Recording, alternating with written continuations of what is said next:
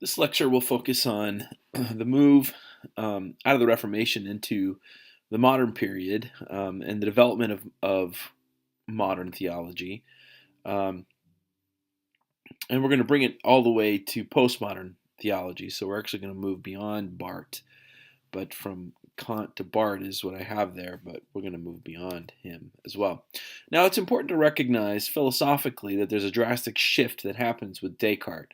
So, for so long now, we've been kind of talking about Plato and Aristotle and kind of this Greek philosophy that caused theology to kind of move from the world of ideas to the material. And Descartes is going to bring a shift.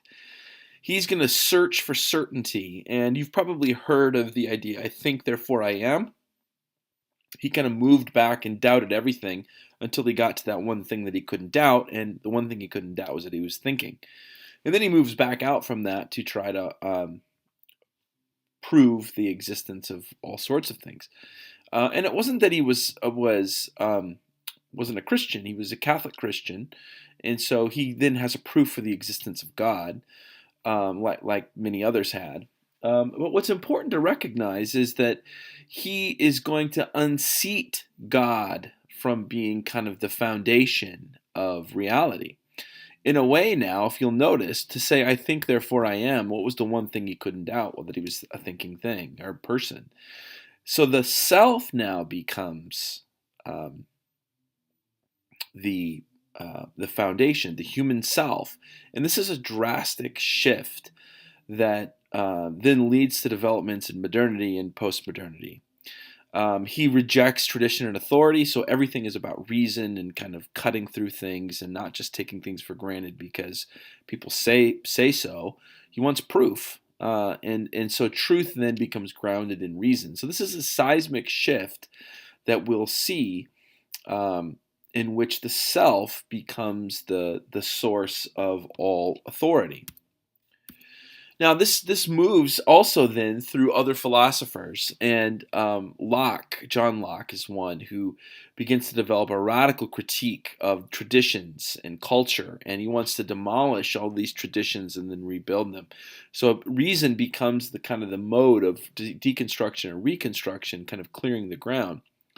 Um, Now, at the same time, what he is going to begin to question is whether there is higher truth. So, for so long, if you think of Platonic thought and Aristotelian thought, these ideas really had an existence and became the basis for the material world. Now, Locke is going to kind of flip that around. He's going to begin to question whether these ideas actually really exist. Maybe there is no truth. Maybe all that there is good. Maybe all that there is pleasure and pain, and maybe good means what works, pragmatism. So you can begin to see that there's this movement and this shift that happens. Now, this is where it gets tricky, and so I'm going to try to help you understand Kant here to a certain extent, and Hegel, and they're kind of hard, but we'll give it a try. What develops then out of this kind of suspicion of the ideal world is kind of two approaches, philosophical approaches. One is called idealism, that is going to focus on the world of ideas, like Plato. The other is going to be empiricism, where they focus on what you can see, touch, taste, kind of the scientific method type of stuff. Um, and so Kant is somebody who comes along who tries to kind of bring these things together. And so what he's arguing, basically, to try to summarize what all this stuff on this slide is trying to say, is that our mind, we do take in the natural world through senses, so through sensation, through experience. That's how we gain information about the world that is out there. But what he also says then is that our minds kind of bring these a priori categories to our experience of the world. So things like space and time and causation are not things that exist outside of our mind. We give that to it. So in a sense, think about the Platonic categories, where Plato was saying all these categories kind of existed in the heavenly realms. Well, now they don't exist in the heavenly realms. They exist in us. They exist within our minds. And our minds is the thing that kind of gives form to the natural phenomena or the world that is out there. The self then becomes the a priori foundation of unified experience. In other words, you can't get outside the self. You can't get to things in themselves because everything is mediated through the self and the organization of the world through the self. And so he develops a way of thinking about the phenomenology, or the phenomena, and the noumena. And the phenomena are the things that are given to our senses, things that happen. Noumena is stuff that we just can actually never know anything about. So the actual thing in and of itself we can never get to because it's always mediated through our senses and through our mind kind of giving category to things. But at the same time, what this does is it leaves space for God. So this idea of a God can exist, but God now is part of this noumena that we can't prove and so on. So really what he's doing is he's trying to, in some sense, say, look, there's a place for faith and religion, religious belief, and so on. But science is what deals with phenomena and the everyday experiences of the world. The only aspect of religion that we can empirically deal with is morality. And so he talks about the categorical imperative, never treating someone as an object, always treating people as an end of themselves. And so this morality becomes the part of religion that is empirical. So hopefully that makes sense. Again, Kant is trying to bring together the kind of empiricism of someone like Hume and the ideal and the ideal world, the idealism of what we had seen in Plato and so on. And so he's actually trying to bring these two things together because these two things seem to be at odds with each other. Now Hegel is someone who does kind of the same thing, only he's actually going to argue against the idea of noumena and kind of argue that reason can know. And so one of the things that he wants to emphasize is the difference between our material existence and then ideas or language and so on. And he also wants to talk about self-consciousness. So a lot of this, I'm not sure if a lot of this will make sense on the slide, but just think about the tension between, again, our material condition and then our tendency to constantly want to believe in these ideas and so on. And what he wants to emphasize is self-consciousness, that what happens is humanity in some way becomes kind of self-aware, and that self-awareness leads to a form of alienation. So think about your dog. Your dog just exists. Your dog scratches, your dog barks, your dog licks, when your dog is hungry, your dog eats. Your dog is not self-conscious in the sense of being able to express things like, I am hungry, or I would like to have sex. Your dogs just do it. They're driven by the instinct of kind of the material world. We as human beings, however, are, in a sense, we have self-consciousness. We're self-aware. We say things like, I'm hungry, or we can think about ourself in ways that are over and against the kind of our material condition. We're not solely driven by instincts. So again, you have the tension between our material existence and then this kind of abstract form of self-consciousness and ideas. And what Hegel would say is we've become alienated from ourselves and our kind of material conditions. And I don't want to get too deep into this because I don't necessarily want to confuse you, but the argument here is that this whole history is a process of alienation and reconciliation. This is what the dialectic actually is about. So you get a thesis and antithesis that leads to synthesis.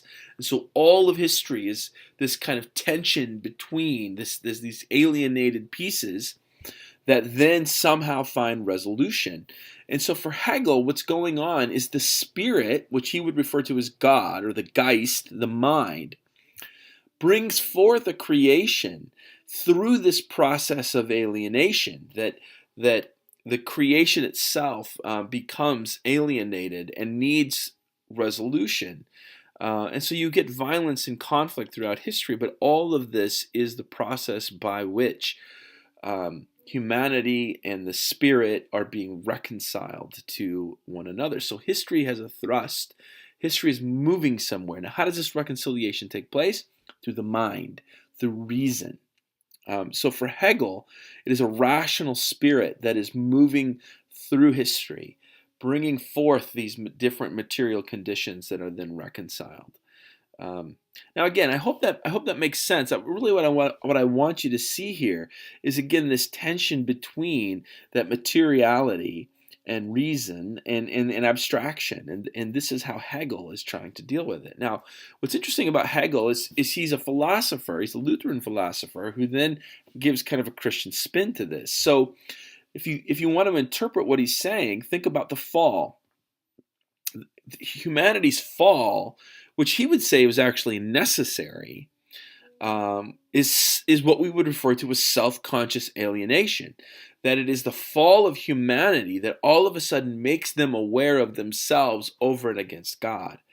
And so humanity becomes alienated, and the thrust of history then is to bring about reconciliation of this alienation.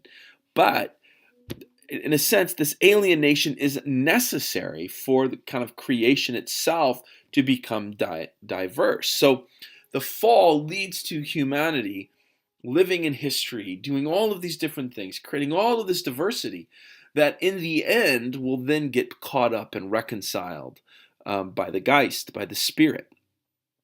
And so what you get, and this is an interesting way of kind of thinking about the Trinity.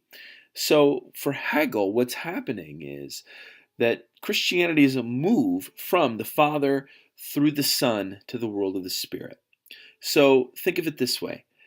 The abstraction and the alienation of that abstraction is being reconciled through the God-man who hangs on the cross, which then leads to, if you think about Pentecost, this community-filled, Spirit-filled community living in their everyday life.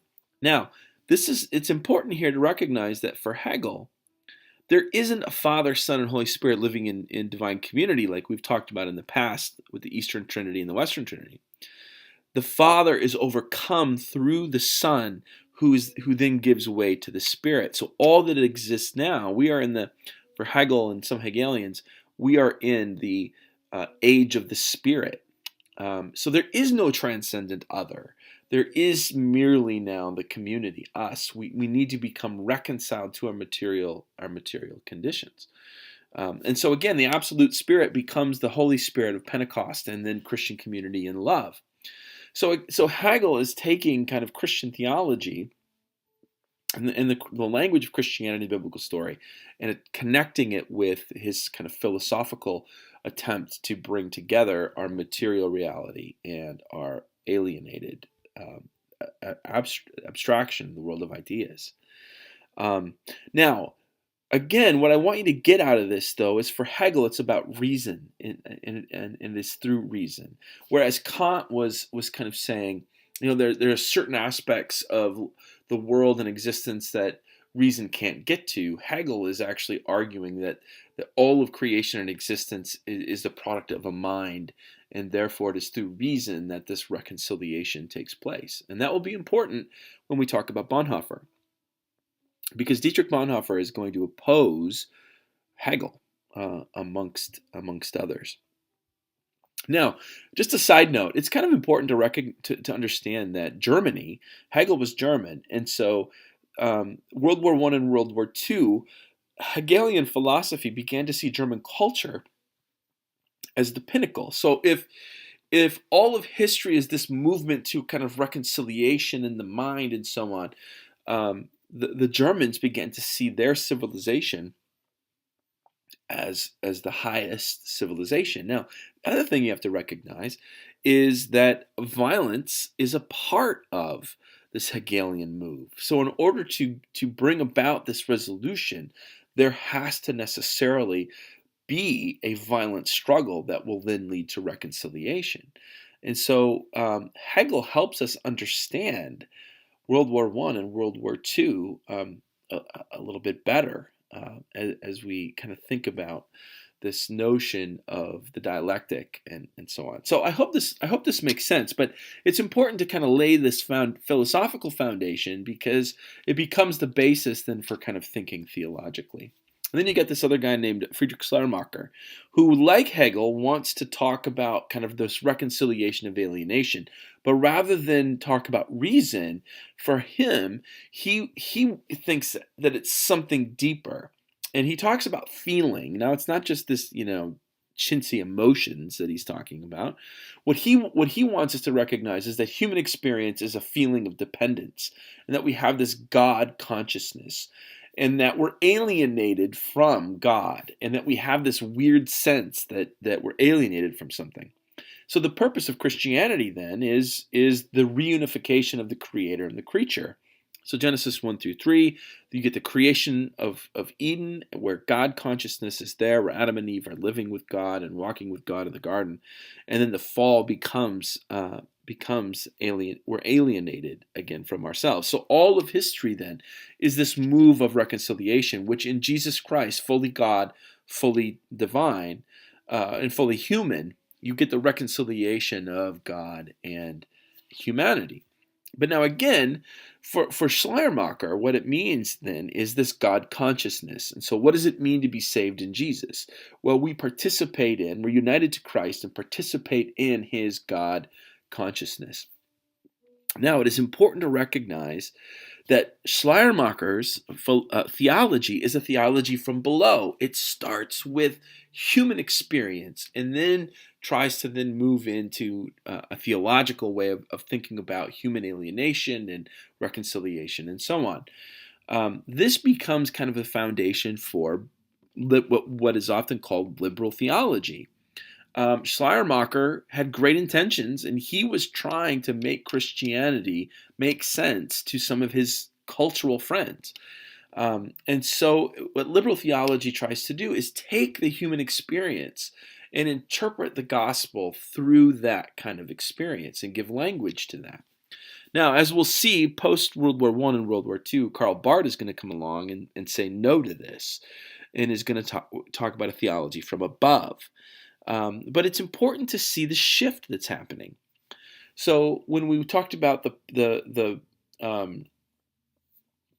patristic church and medieval church, there's so much of an emphasis on God is the ultimate, the highest, the spirit, which then matter is in our created existence is below that, kind of this hierarchy of being. Well, now what you're getting is a move through Descartes and through Kant and through Hegel and Schleiermacher, where that's going to begin to be flipped, and we're going to begin to ask questions about God and language about God that comes out of our human experience.